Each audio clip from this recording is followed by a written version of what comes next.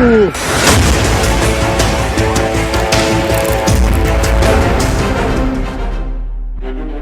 বিপ্লবী গার্ড বাহিনীর হামলায় ১৩টি মার্কিন ঘাঁটি পুরোপুরি ধ্বংস হয়ে গেছে। টিকতে না পেরে মার্কিন সেনারা আশ্রয় নিয়েছেন বিভিন্ন অস্থায়ী আশ্রয় শিবিরে অথবা বিভিন্ন হোটেলে। তারা যে হোটেল কিংবা বাড়িগুলোতে আশ্রয় নিচ্ছেন, সেখানেও একের পর এক মিসাইল ও ড্রোন হামলা চালাচ্ছে ইরানের আইআরজিসি, যার ফলে মধ্যপ্রাচ্যে মার্কিন সেনারা বেশ বিপাকে রয়েছেন।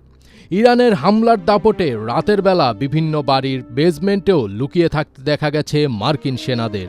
মার্কিন প্রভাবশালী সংবাদ মাধ্যম দি নিউ ইয়র্ক টাইমস এক প্রতিবেদনে এসব তথ্য জানিয়েছে। নিউ ইয়র্ক টাইমসের প্রতিবেদনে দাবি করা হয়েছে যে ১৩টি সামরিক ঘাঁটি ধ্বংসের কথা বলা হচ্ছে, তার মধ্যে কুয়েতে থাকা মার্কিন ঘাঁটিগুলো সবচেয়ে বেশি ক্ষতিগ্রস্ত হয়েছে।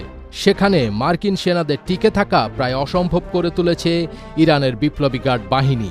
নিউ ইয়র্ক টাইমসের প্রতিবেদনে আরও উল্লেখ করা হয় যে কুয়েতের পোর্ট শুয়াইবা, আলী আল সালেম বিমান ঘাঁটি এবং বুয়েরিং সামরিক ঘাঁটি পুরোপুরি ধ্বংস হয়েছে। উল্লেখ্য যে যুদ্ধের শুরু থেকেই উপসাগরীয় অঞ্চলের দেশগুলোতে থাকা মার্কিন ঘাঁটিগুলোতে একের পর এক হামলা চালিয়ে আসছে ইরান। তাদের দাবি, ওই অঞ্চলে বহু মার্কিন সামরিক ঘাঁটি গুঁড়িয়ে দিয়েছে তারা। যদিও মার্কিন প্রতিরক্ষা দপ্তর পেন্টাগন বারবারই ইরানের দাবি ভিত্তিহীন বলে জানিয়েছে। কাতার, বাহরাইন, সৌদি আরবে মার্কিন সেনা এবং বিমান ঘাঁটিতে ড্রোন এবং ক্ষেপণাস্ত্র হামলা চালাচ্ছে ইরান। এর মধ্যে নিউ ইয়র্ক টাইমসের প্রতিবেদন আলোচনার জন্ম দিয়েছে।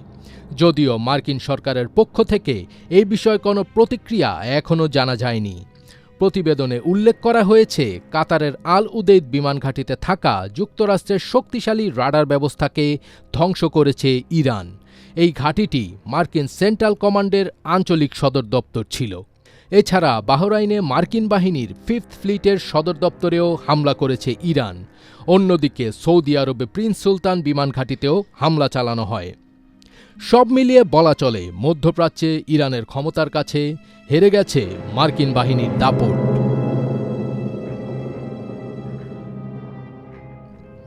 ফজবির তাজ, ATN বাংলা।